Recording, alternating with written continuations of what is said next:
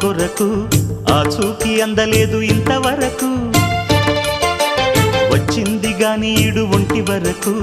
వేధించలేదు నన్ను జంట కొరకు చూశాక ఒక్కసారి ఇంత వెలుగు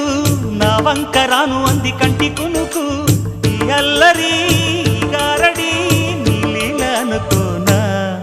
నీ పేరు ప్రేమ అవునా ఇవాళే నిన్ను పోల్చుకున్నా